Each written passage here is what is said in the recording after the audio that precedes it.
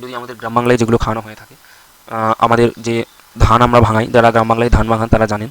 ধান ভাঙানোর পর ধান থেকে চাল বেরিয়ে যায় এবং চাল বেরোনোর পর যে ধানের যে খোসাটা বা যে চালের খোসাটা, সেটা কী হয়, মেশিনে গুঁড়ো হয়ে যায়, ওটাকেই আমরা আবার গুঁড়োই বলে থাকি। তো ওই গুঁড়ো কিন্তু আপনারা খাওয়াতে পারেন। তার সঙ্গে আপনারা এখান থেকে আপনারা যে আমরা শাঁস ভাঙাই, যে আমরা শাঁস ভাঙাই, নারকেলের শাঁস আমরা ভাঙিয়ে নারকেল তেল করে থাকি। তো সেই নারকেলের শাঁস ভাঙানোটাকে বলা হয় খোল।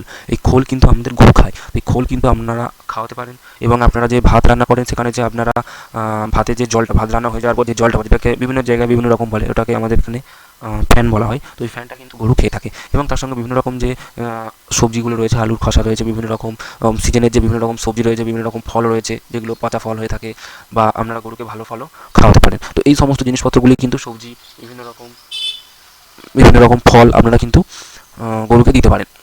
এবং দানাদার খাদ্যের কথা যদি আমরা বলি, আপনারা গমের ভুসি খাওয়াতে পারেন, যাদের গম চাষ হয়ে থাকে। গমের যে একটা ভুসি